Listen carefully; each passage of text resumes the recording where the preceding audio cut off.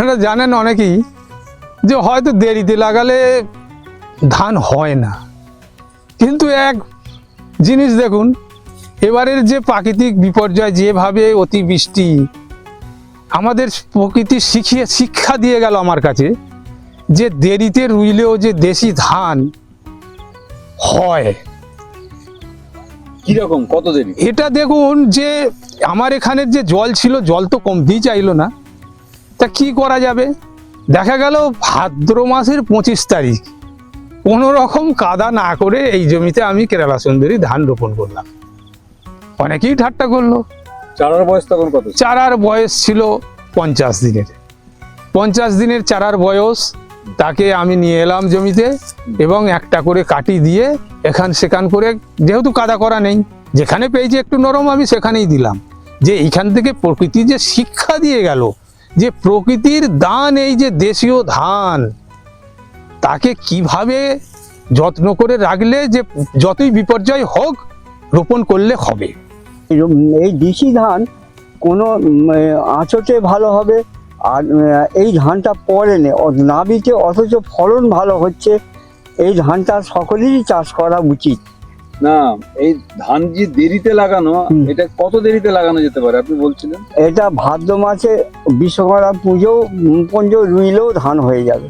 হ্যাঁ, পুজোর পরে রুইলেও ধান হয়ে যাবে। আর আগে বলতো, আমার বাপ ঠাকুরদা বলতো, ভাদ্র মাসে পান্তা খেয়ে আমরা ধান রুই, সেটা দেশি ধান ছিল। সেই তখন আগে ঠাকুরদারা আমাদের দেশি ধান চাষ করতো। এখন হাইলিং বলে অনেক অসুবিধে হয়। এই দেশি ধান কিন্তু ফলনও ভালো আছে। আচ্ছা, আমাদের এই যে দেশীয় ধানগুলো, দেশীয় ধানের আমাদের যে একটা বাড়তি উপকারিতা পাওয়া যাচ্ছে, কোনো কীটনাশক ওষুধ সার ছাড়া আমরা এই ধানটা রোপণ করলে কিন্তু আমরা ধান পাচ্ছি, এটা গ্যারেন্টি এখান থেকেই বোঝা যাচ্ছে। যে আমরা যে জমিতে দাঁড়িয়ে আছি, আমাদের যে বিশ্বকর্মা পুজো হয়, বিশ্বকর্মা পুজোর পরে রোপণ করার পরেও দেখছি আমরা ধান পেয়ে গেছি। তার মানে আমরা দেশির ওপর আমরা নির্ভরশীল করতেই পারি। তাহলে আমরা কেন হাইলিংয়ের ওপর যাবো? এবং আমাদের এই যে ফলনটা হচ্ছে 16, 17, 18 মণ আমাদের এই ফলনই পেয়ে যাচ্ছি, তাহলে আমাদের তো হাইলিংয়ে যাওয়ার দরকার নেই। সারবিহীন চাষ একদম। এত অল্প সময়ে যে ধান হবে আমরা ভাবতেই পারি না। আমার দাদা যখন এই ধানটা রুইছে, আমি তখন বলছি, আগা এই ধান এই সময় রোয়া করলে হবে? বললো দেখা যাক। তারপরে দেখা যাচ্ছে যে সত্যিকারেরই মানে এত সুন্দর ফলন অল্প সময়ের মধ্যে। কত ফলন? হ্যাঁ, প্রায় 18 থেকে 20 মণ। হ্যাঁ, আরো একটু আগে রোয়া করলে আরো বেশি ফলন হতে পারে।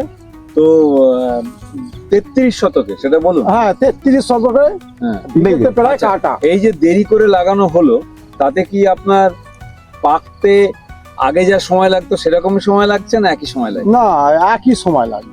একই সময় একই লাগছে। সময় লাগে। তো এটা দেখে প্রতিবেশী কৃষকরা কি বলছেন? ও বলছে খুব ভালো, এই ধান আগামী দিনে যদি আমরা করতে পারি খুব ভালো হবে। এবং চাষিরা খুব উৎসাহিত চাষিরা হচ্ছে। খুব আর উৎসাহিত। এই ধানের প্রতিরোধ ক্ষমতা আছে ভালো। রোগ প্রতিরোধ? হ্যাঁ, দেশি ধানের ক্ষেত্রে রোগ প্রতিরোধ ক্ষমতা প্রচুর। লাস্ট আপনি একটা মল্লি ফুল আছে, না এটা কি বলছেন? এটাই একটা দেখুন, একটা শীষ নিয়ে একটু দেখুন একটা। যে এই যে দেখুন, যে আপনারা দেখবেন যে আধুনিক জাত যেগুলোকে বার করেছে, তার সঙ্গে শীষের কত পার্থক্য। একটা শীষের ওজন আমরা দেখলাম প্রায় 10 থেকে 12 গ্রাম করে হচ্ছে, যেখানে আপনার আধুনিক জাতের এই ওজন পাবেন না। এর ভাতও ভালো, মুড়ি হয় খুব সুন্দর।